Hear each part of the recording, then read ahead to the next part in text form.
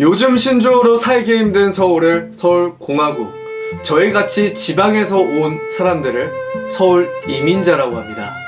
오늘은 저희같이 서울에 올라온 이민자분들에게 방구하는 방법과 살기 좋은 동네를 알려드리겠습니다. 첫 번째, 내 가용 금액을 먼저 파악해라. 모두 아시다시피 방은 크게 전세, 월세, 반전세 이렇게 세 가지가 있습니다. 우리가 서울에 매매로 집을 사면 가장 좋지만 그럴 수 있으면 우린 촌놈들이 아니라 벌써 서울 사람이었겠죠? 서울의 전세는 기본적으로 한 억 정도 있어야 된다고 보시면 됩니다.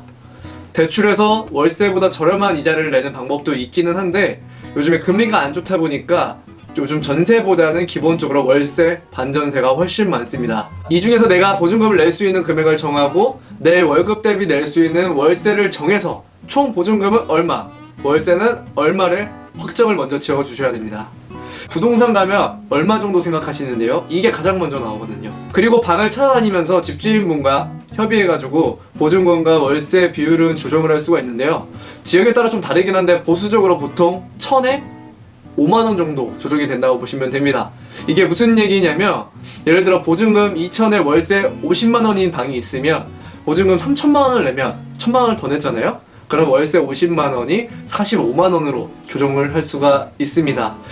조금 저렴한 방이 있는 지역에는 뭐 500만원에 5만원 정도로 해주는 것도 있어요. 그리고 두 번째, 가장 중요한 내가 살 동네를 찾는 것입니다. 출퇴근해야 할 회사 위치나 내가 자주 놀러갈 곳의 위치가 가까운 게 가장 중요하겠죠. 용식씨, 제가 처음에 서울 올라왔을 때 사람들한테 회사에서 집까지 1시간 걸린다니까 뭐라고 한 줄 알아요, 사람들이? 엄청 머네? 근데 서울 사람들은 1시간 걸린다니까 뭐 나쁘지 않네, 가깝네, 이런 이야기를 하시더라고요. 1시간 거리를? 강내에서 속초 가는 거리인데? 그러니까 서울 사람들 지역에서 출퇴근 15분 이상 걸리면 오래 걸린 겁니다. 자, 그럼 본격적으로 들어가서 주변 환경과 치안, 교통 등 여러 가지 본인의 취향에 맞게 환경을 고려해서 그 지역의 부동산을 무작정 보시면 됩니다. 노아님, 근데 어느 지역이 좋아요? 지역별로 자취 핫플레이스 제가 알려드릴게요. 참고로 저희도 여기 방 구하면서 발품 팔아서 구했던 정보들이라 조금 현실과는 상이할 수가 있다는 점. 서울은 크게 강남과 강북, 한강을 중심으로 이렇게 나눠져 있죠. 이 강남과 강북 중심으로 한번 알아보도록 하겠습니다. 노아씨, 강남 강북은 다 알죠. 저는 고등학교 돼서 알았는데. 먼저 내가 강남 스타일이다, 출근지가 강남과 가까우신 분들은 당연히 강남 쪽에 살고 싶으시겠죠. 그럼 이 강남 지역에 살기 좋은 지역을 세 가지 꼽아드리겠습니다. 자, 먼저 왼쪽에 보시면 신림, 봉천, 낙성대 이렇게 세 지역이 있습니다. 요 세 가지의 지역은 저렴이 가성비 존이라고 보시면 되겠습니다.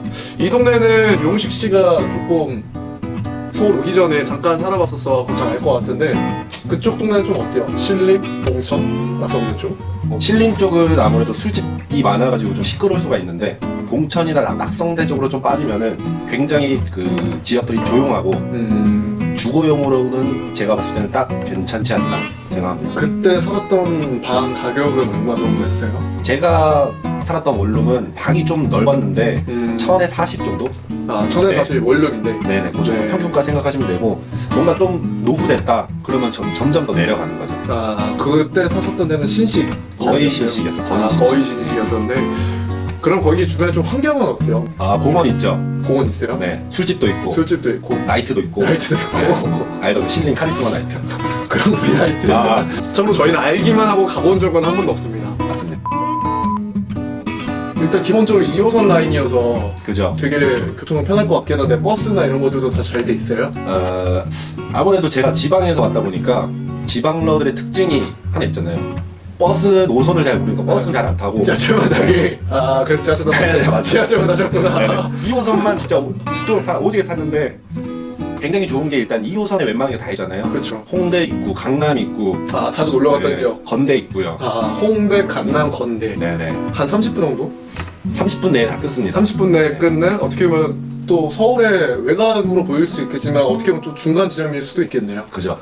그리고 진짜 좋은 게 지방으로 갈 때 진짜 좋은 것 같아요. 아. 바로 밑에 이제 사당 IC나 과천 쪽으로 빠지면은 톨게이트 나갈 때. 네, 바로 차 있으신 지방분들 이제 집에 가실 때는 굉장히 편할 것 같네요. 봉천, 낙성대, 신림에는 조금 이런 장점이 있고, 그래서 뭐 봉천쯤 가셔서 이제 뭐 낙성대나 신림 쪽까지 부동산을 조금 보셔도 되고, 어쨌든 요 세 가지 지역을 가성비 지역으로 보시고 돌아다니시면 될 것 같습니다. 또 플랜 B로 조금만 올라가면 상도, 신대방이 있는 동작구가 있습니다. 여긴 2호선은 아닌데 간단히 말하면 주거단지가 밀집되어 있는 지역이어서 조용하고 이제 생활에 필요한 것들이 굉장히 많이 있더라고요. 셀프 세탁방 그리고 반찬집 이런 것들이 꽤 있는 편입니다. 그 아까 말씀드렸던 가성비 존 신림 봉천 낙성대가 관악구인데 요 관악구보다는 동작구가 한 10만 원 정도는 월세가 좀 비싸다는 거. 어떻게 보면 신림 봉천보다는 조금 더 좋은 동네, 조금 더 조용한 동네라고 보면 되겠습니다. 그리고 저희가 이렇게 돌다가 조금씩 위로 올라갔는데 그 중에 여기 신도림이라는 데도 있었는데 여기 신도림 여기는 너무 비쌌죠. 그쵸. 일단 전세든 월세는 너무 비쌉니다. 맞아요. 그렇기 때문에 우리 지방충 같은 경우에는 원룸 구하기는 부족한 판. 잘 사는 사람들이 많더라고요. 그리고 여기서 슬금 올라가면 영등포 구청, 영등포 시장, 영등포 지역이 나옵니다. 이 영등포 지역이 사실 저희가 살고 있는 데인데 이 영등포 지역은 타임스퀘어도 있어서 쇼핑도 편하고 5호선, 2호선이 왼쪽 오른쪽에 있어서 교통도 굉장히 좋아요. 근데 의외로 이 동네가 쌉니다. 다른 지역에 비해서 조금 싸요.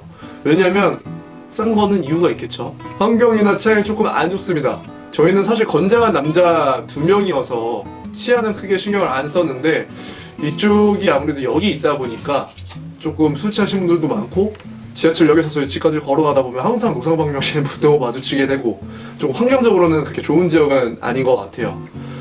뭐 그래도 치안이 아무리 안 좋다 그래서 뭐 장첸같이 위험한 사람들은 없긴 한데 아침 출근길에 종종 싸움 난 꼴들을 많이 봐서 아주 재밌게 출근할 수도 있습니다. 그래도 장점은 아무래도 바로 옆에 청가시장이 있다는, 과일을 많이 먹을 수 있는 과세권, 그리고 바로 옆에 타임스퀘어가 있어서 쇼핑을 자유롭게 할 수 있는 타세권, 그리고 2호선과 5호선을 아우르는 여기 두 개가 있는 쌍역세권 해서 총 이 3세권이 갖춰진 곳이어서 이 치안 환경과 이 3세권에 대한 저울질을 좀 하셔서 괜찮을 것 같다 하면 저희처럼 이 영등포도 추천드립니다.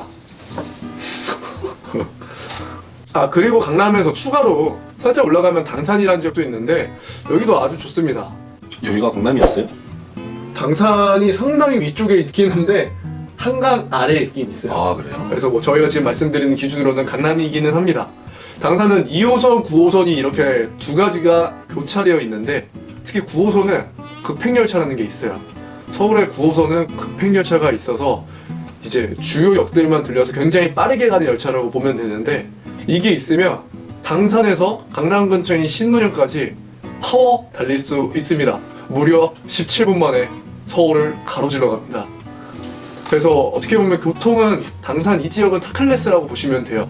거기다가 여기가 또 주거단지입니다. 그래서 영등포보다 치안은 더 좋고 조금 안정적이어서 환경도 굉장히 좋은 편이라고 볼 수 있죠.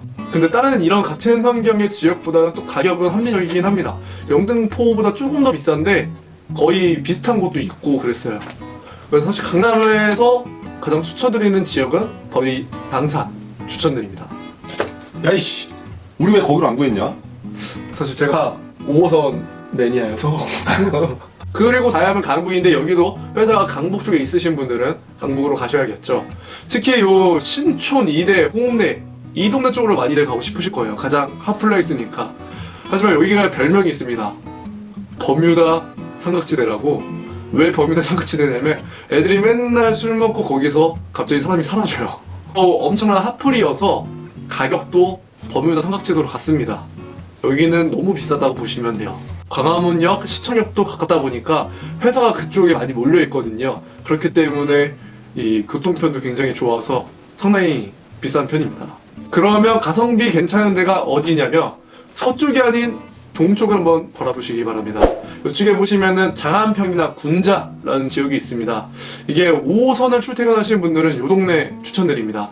여기 남쪽에 하수처리장이 있어서 조금 안 좋다라고 생각하실 수도 있는데 사실 하수처리장을 조우할 일은 거의 없고 그래서 5호선 라인 중에서 거의 유동인구가 많은 핫플레이스라고 보시면 될 것 같습니다.